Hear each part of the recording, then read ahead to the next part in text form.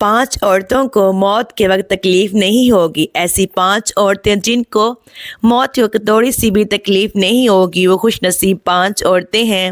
بسم اللہ الرحمن الرحیم۔ 5 عورتوں کو مرتے وقت تھوڑی سی بھی تکلیف نہیں ہوگی، وہ 5 عورتیں کون سی ہیں؟ جاننے کے لیے ویڈیو کو مکمل دیکھیں۔ نزاع کے وقت مسلمان کو جو تکلیف ہوتی ہے اس پر اللہ رب العزت کی جانب سے نیکیاں عطا کی جاتی ہیں، جیسا کہ اس نے ابن ماجہ میں روایت حضرت عائشہ رضی اللہ تعالی عنہا سے مروی ہے کہ رسول اللہ صلی اللہ علیہ وآلہ وسلم ان کے پاس تشریف لائے، اس حال میں کہ ان کے پاس اس کا کوئی قریبی رشتہ دار موت کی سختی میں مبتلا تھا۔ رسول اکرم صلی اللہ علیہ وآلہ وسلم نے مشاہدہ فرمایا کہ حضرت عائشہ رضی اللہ تعالی عنہا سے فرمایا، اپنے رشتہ دار پر غمگین نہ ہو، اس کے لیے یہ اس کی نیکیاں ہیں۔ نیز حضرت عائشہ رضی اللہ تعالی عنہا ہی اس مضمون کی روایت ہے کہ جب سے رسول اللہ صلی اللہ علیہ وآلہ وسلم کی وفات کی تکلیف میں نے دیکھی، اب میں کسی مسلمان میت کی حالت نزاع کی تکلیف کو اس کے حق میں برا نہیں سمجھتی۔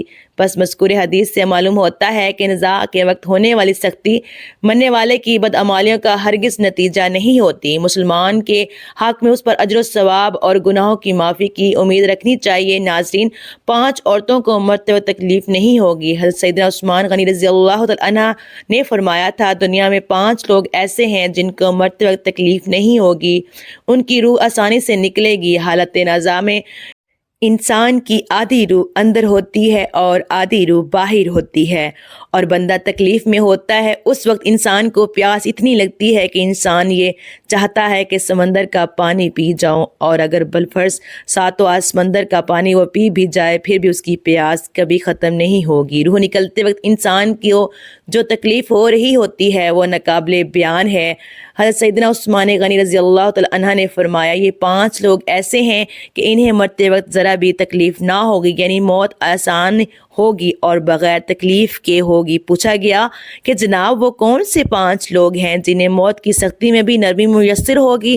تو فرمانے لگے کہ سب سے پہلا شخص وہ جو اپنے ماں باپ کی موت کے بعد، یعنی ماں باپ کے مرنے کے بعد وراثت کا حصہ اپنی بہنوں کو پہنچانے میں جلدی کرتا ہے، یعنی وراثت کا حصہ اپنی بہنوں کو جلد اور بروقت پہنچاتا ہے۔ ایسا نہ ہو کہ بہن کے بچے بھوک سے بلکتے رہیں اور تم بہن کے حق پر قبضہ کیے بیٹھے رہو، اور بہن اس انتظار میں رہے کہ میرا بھائی کب مجھے میری ماں کا باپ کے وراثت میں سے حصہ دے گا۔ بہت بار یہ بھی دیکھنے میں آتا ہے کہ بہن کی شادی نہیں ہوئی، جبکہ والدین دنیا سے رخصت ہو گئے تو بھائی نے کہا کہ کوئی بات نہیں، جب بہن کی شادی کروں گا تو اس کا حصہ اسے جہیز کی صورت میں دے دوں گا۔ یاد رہے کہ اسلام میں بہنوں کو جہیز دینا فرض نہیں، جبکہ ان کا وراثتی حق دینا فرض ہے۔ دراصل عورت کو جہیز دینا یہودیوں کی رسم ہے، اسلام اس کی ترغیب نہیں دیتا، لیکن اسلام میں عورت کا وراثتی حصہ دینا فرض ہے۔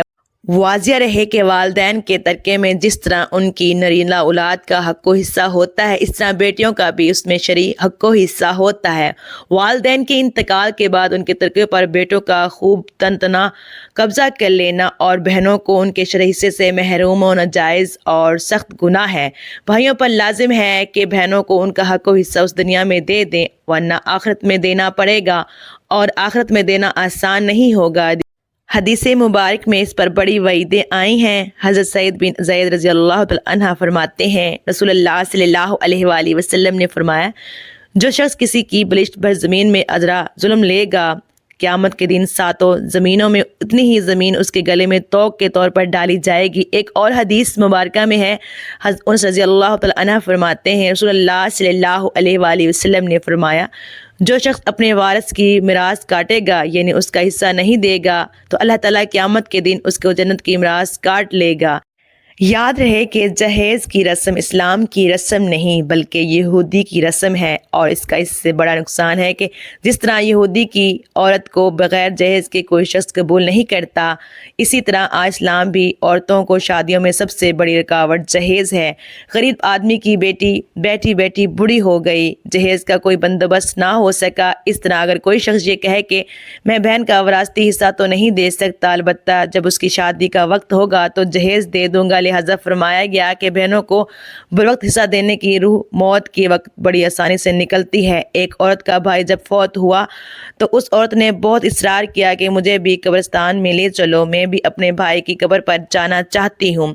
خیر اس کے اس اصرار کو قبول کیا گیا اور اسے قبرستان میں اس جگہ لے جایا گیا جہاں اس کے بھائی کی تدفین ہونے والی تھی۔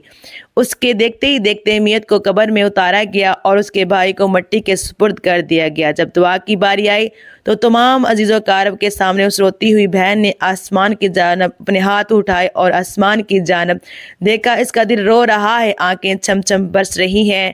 اس نے ایک ایسی دعا کی کہ لوگوں کے مردہ ضمیر کو جگا دیا۔ روتی ہوئی بہن نے آسمان کی جانب دیکھ کر فریاد کی کہ اے میرے مالک، اے انصاف کرنے والے، آج میرا بھی انصاف کر دے۔ رو رو کر کہنے لگی، میرے مالک تم میرے اس ظالم بھائی کو اپنی رحمت سے دور رکھنا، ایسے دور رکھنا جیسے اس نے میرے والدین کی وراثت سے مجھے دور رکھا ہے۔ میرے بچے بھوک سے بلکتے رہے لیکن اس ظالم کو میرے بچوں پر ذرا بھی ترس نہ آیا۔ میں اپنے بچوں کو حرام جانور کا گوشت کھلانے پر مجبور ہوئی۔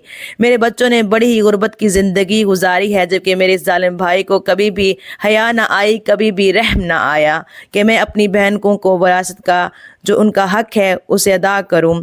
اے میرے مالک تو آج انصاف کر دے، اور جس طرح سے اس نے میری وراثت کے حق سے مجھے دور رکھا ہے اسی طرح تو اسے اپنی رحمت سے دور کر دے۔ تو ناظرین، صرف ایک لمحے کے دل پر ہاتھ رکھ کر یہ سوچو کہ جب تم اپنے بہنوں کو ان کا وراثت کا حق ادا نہیں کرو گے تو کیا تمہاری بہنیں تمہارے لیے مغفرت کی دعا کریں گی یا جہنم کی دعا کریں گی؟ بہنوں کے لیے ظالم بن کر مرو گے یا مظلوم بن کے مرو گے؟ ناظرین، بہن کا حق کھانا ایسے ہے جیسے خنزیر کا گوشت کھانا۔ دوسرا وہ شخص جس کی روح مرتبت بڑی ہی آسانی سے نکلے گی، فرمایا کثرت سے صدقہ کرنے والا یک شخص، یعنی ایسا شخص جو اللہ اور رسول صلی اللہ علیہ وآلہ وسلم کی رضا کے لیے اپنے مال دولت میں سے یوں صدقہ کرتا ہے کہ جب وہ اپنے ایک ہاتھ سے کسی کو دیتا ہے تو دوسرے ہاتھ کو پتہ بھی نہیں چلے۔ یعنی دوسرا انسان وہ ہے جو کثرت سے صدقہ کرے گا تو اس کی موت کے وقت اس کی روح آسانی سے نکلے گی اور جان کن کا عمل اس کے لیے تکلیف دہ نہیں ہوگا۔ نمبر 3، ایسے انسان جو اپنی فیملی سے اچھا سلوک کرنے والا ہے۔ ایسا انسان یعنی اپنے ماں باپ، بیوی بچوں اور بہن بھائیوں سے نرم دلی کا رویہ رکھنے والا ہے، اپنی بیوی بچوں سے پیار کرنے والا ہے، حلال کا لقمہ کما کر اپنے بیوی بچوں کی کفالت کرنے والا ہے۔ بزرگان دین فرماتے ہیں کہ جب رزق تنگ ہونے لگے تو دسترخوان کو وسیع کر لیا کرو، یعنی اپنے بیوی بچوں پر خرچ کرنا بھی صدقہ ہے، انہیں کھلانا پلانا صدقہ ہے۔ لہٰذا ایسا شخص جو اپنی فیملی پر خرچ کرتا ہو اور ان سے حسن سلوک کرتا ہو تو جب وہ دنیا سے رخصت ہوگا تو اس کی روح نکلنے میں آسانی ہوگی، اسے کوئی تکلیف نہیں ہوگی۔ اسی طرح حضرت عثمان غنی رضی اللہ تعالی عنہ، جو شخص یہ سوچ کر نماز ادا کرتا ہے جو نماز وہ ادا کر رہا ہے وہ نبی صلی اللہ علیہ وآلہ وسلم کی آنکھوں کی ٹھنڈک ہے۔ نماز دین کا ستون ہے، نماز مومن کی معراج ہے۔ اسلام و کفر میں تفریق یا تو ہے 5 وقت کا نمازی موت کسی وقت بھی سختی میں مبتلا نہ ہوگا۔ پھر فرمایا 5واں وہ شخص ہے جو قرآن کی تلاوت کرے، یعنی خود بھی قرآن پڑھتا ہو اور دوسروں کو بھی قرآن سکھاتا ہو۔ پھر فرمایا راتوں کو تنہائیوں میں اٹھ اٹھ کر قرآن پڑھا کرو اور قرآن پڑھتے وقت رویا کرو۔ اور فرمایا گیا اگر رونا بھی نہ آئے تو رونے کی کوشش کر لیا کرو۔ حضرت علی حجویری گنج بخش رحمۃ اللہ علیہ سے کسی نے پوچھا کہ حضرت اگر رونے کی کوشش بھی کریں اور پھر بھی رونا نہ آئے تو پھر کیا کریں؟ تو فرمایا کہ پھر اپنے مقدر پہ رویا کرو، کیونکہ کیا تم اتنے سنگ دل ہو گئے ہو کہ تمہاری آنکھیں آنسو نہیں بہاتی؟ حضرت عائشہ صدیقہ رضی اللہ تعالیٰ کہتی ہیں کہ جب سے انہوں نے اللہ کے رسول اللہ صلی اللہ علیہ وآلہ وسلم کو موت کے وقت درپیش سختی کا منظر دیکھا ہے تب سے کسی کی آسان موت پر خوش نہیں ہوتی اور آسان موت نصیب ہونے کی تمنا بھی نہیں کرتی، کیونکہ وہ جان چکی تھی کہ نہ تو موت کی سختی مرنے والے کے برے انجام کی دلیل ہے اور نہ آسان موت کوئی عزت افزائی کی بات ہے۔ سچ مچ ایسا ہوتا ہے تو اللہ کے رسول اللہ صلی اللہ علیہ وآلہ وسلم کو آسان سے آسان تر موت نصیب ہوتی۔ یہی وجہ ہے کہ نہ وہ موت کی سختی کو ناپسند کرتی تھی اور نہ کسی کی آسان موت پر خوش ہوتی تھی۔ موت کی سختی کے بارے میں حضرت عائشہ رضی اللہ تعالیٰ عنہ سے روایت ہے، آپ رضی اللہ تعالیٰ عنہ فرماتی ہیں کہ میں نے رسول اللہ صلی اللہ علیہ وآلہ وسلم کو حالت نزاع میں دیکھا۔ آپ صلی اللہ علیہ وآلہ وسلم کے پاس پانی کا ایک پیالہ رکھا ہوا تھا۔ آپ صلی اللہ علیہ وآلہ وسلم اس میں ہاتھ داخل کرتے اور پھر اپنے چہرے پر پھیر لیتے اور فرماتے، یا اللہ، موت کی سختی سے میری مدد فرما۔ مختلف حدیث مبارک سے معلوم ہوتا ہے کہ مومن کی روح بہت آسانی سے نکلتی ہے۔ روح کے نکلتے ہی اس کے لیے خوشخبریاں شروع ہو جاتی ہیں، جبکہ کافر کے بارے میں آتا ہے کہ اس کی روح انتہائی سختی کے ساتھ قبض کر لی جاتی ہے اور اسی وقت سے ہی اس کے برے حوال شروع ہو جاتے ہیں۔ البتہ متعدد حدیث مبارک میں بھی یہ مذکور ہے کہ اللہ تعالیٰ نے موت کے اندر ایک ایسی شدت اور سختی رکھی ہے کہ اس کا احساس دنیا سے جانے والے ہر شخص کو ہوتا ہے، خواہ وہ نیک مسلمان ہو یا بد ہو یا کافر ہو۔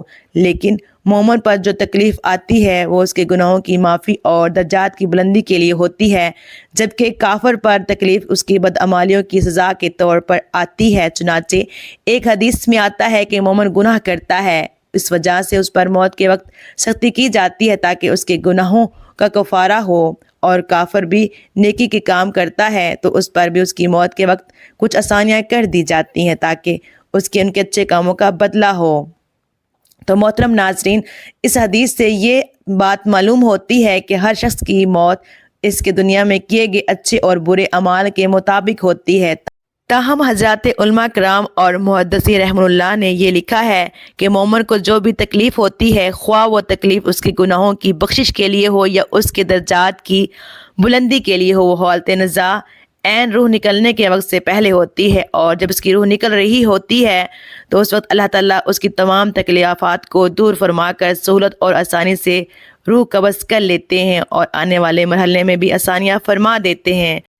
محترم ناظرین، اللہ پاک سے دعا ہے کہ ہم سب مسلمانوں کی موت کے وقت کی سختیوں کو دور کر کر ہمارا خاتمہ ایمان پر نصیب فرمائے، آمین۔ امید کرتی ہوں کہ آج کی تحریر آپ کو ضرور پسند آئی ہوگی۔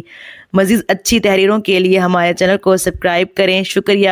اپنا بہت خیال رکھنا، دعاؤں میں یاد رکھنا۔